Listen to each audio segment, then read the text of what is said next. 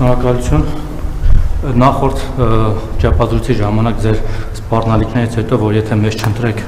պատերազմ կեղի 50 բալ երկաշարժ կեղի սա կկործանվեն վարի կգնան, մեզ հաշմանդամ կսարքեն, մենք էլ անգործ կմնանք։ Ես ես մի շաբաթ ընթացքում լավ երկար մտածեցի, գցեցի, բռնեցի եւ որոշեցի ամեն դեպքում ռիսկի դիմել եւ ձեզ ձայն չտալ հաջորդ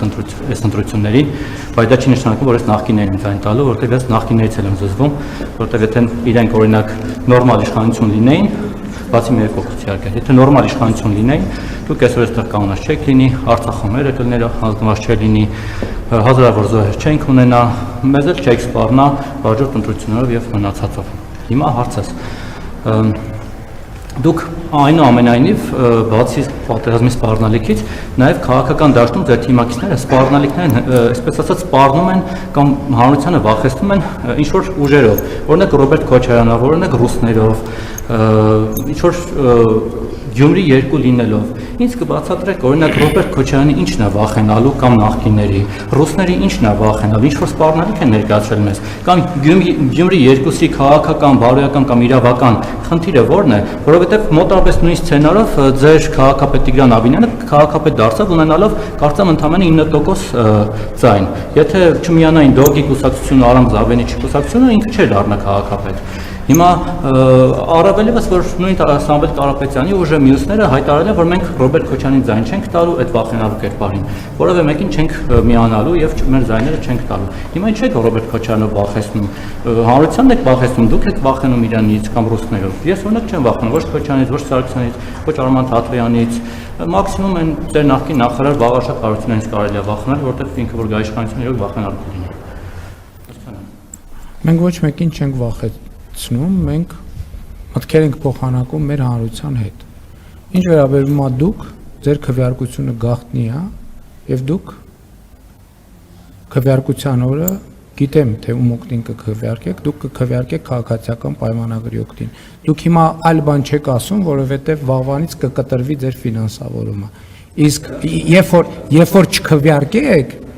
չքվեարկեք քաղաքացիական պայմանագրի օգտին, էլի կտրվելու է ձեր ֆինանսավորումը, չեմ սպառնում, որովհետև ձեր գործունեությունը դառնալու է անիմաստ, որովհետև ձեր նման լրագրող պետք չի լինելու Հայաստանի Հանրապետությունում, դուք գործազուրկ եք լինելու, դուք չեմ սպառնում ես, այսինքն դուք դա ինձնից լավ գիտեք, դուք լրագրող եք,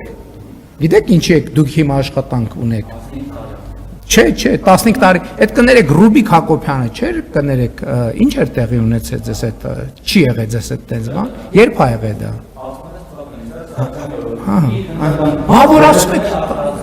Բավոր ասում եք, ինչ ա եղել,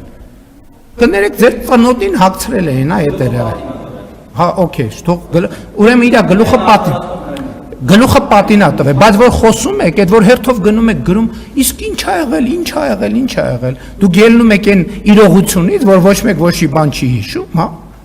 ոչ մեկ ոչի բան չի հիշում,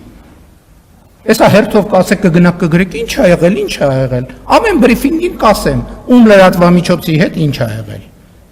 Երկրորդը, դուք հիմա լրագրող եք աշխատում, աշխատանք ունեք, որովհետև ես վարչապետ եմ։ Որովհետև այն մարդիկ, ովքեր ձեզ ֆինանսավորում են, իրանց պետք է դուք, որ գաք ես միկրոֆոնի տակ կանգնեք, ասեն դոշ ծեծելով ասեք, ման, ինչքան վիրավորական, ինչքան կներեք բարոյականության հետ սահմանակցող արտահայտություն, որ դուք կանգնեք, իրանք էլ ասեն, տեսեք ինչ թույլ է, ծնոտին չտվեց։ Բայց ասում եմ, իմ ուժեղությունը ծնոտին տալու մեջ չի, իմ ուժեղությունը լեգիտիմության մեջ է։ Երբ որ ես վարչապետ չլնեմ, դուք 4 ժամ հետո աշխատանք չեք ունենալու։ Ոնց որ 2000 չգիտեմ որ թվին եկել էին առավոտի խմբագրությունում ԱԱՑ-ից եկել էին համակարգիչները հավաքել տարել, որովհետև այդ իրանք էին տվել, պարզվեց համակարգիչները։ Գալու են ձեր հեռախոսը ժամացույցնել են ձեռներիցդ հանելու, որ պահին ես վարչապետ գոնե գնահատեք։ Դուք չեք հասկանում, որ դրա համար եք աշխատում, որովհետև ձեր մակարդակի լրագրողը 1000 ներողություն։ Նախ նորմալ լրատվական դաշտում աշխատանք չի ունենա։ Եվ երկրորդը, ես վարչապետ չլինեմ, դուք ընդհանրապես 4 ժամ հետո աշխատանք չեք ունենալու։ Դուք ֆայլաբազարում գնալու եք կանգնեք, որ օրվա հաց վաստակեք։ Ունեիք ծնոտին ստանում էիք։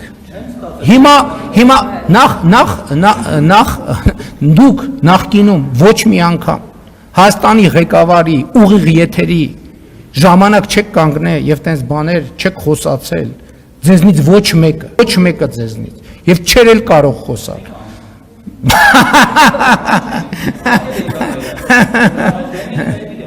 Շատ լավ։ Դուք դեռ երկար լրագրող կաշխատեք, բայց ձեզ խնդրում եմ ձեր մասնագիտական որակների վրա աշխատեք։ Պետքա մի քիչ բան անել, վերապատրաստումների գնալ, պետքա մի քիչ գումար ծախսել սեփական կրթական մակարդակը բարձրացնելու, իրազեկվածության մակարդակը բարձրացնելու, պրոֆեսիոնալ մակարդակը Ես գնում եմ կառավարական ակադեմիա, չմտածեք ես ձեզ համարում եմ, որ դուք ենթադրենք վատ եմ վերաբերվում տենց է։ Չէ, ներողություն եմ խնդրում, պարոն Մակարյան, եթե վիրավորեցի, բայց ես դա նկատի չունեմ։ Ես օրինակ գնում եմ կառավարման ակադեմիա սովորում եմ, հետո ուրիշ տեղել եմ գնալու սովորելու։ Ես անընդհատ սովորում եմ, որովհետև ես տեսնում եմ, որ ես բոլորը սովորելու կարիք ունեն, որովհետև ես տեսնում եմ, որ ես սխալվում եմ։ Ելնում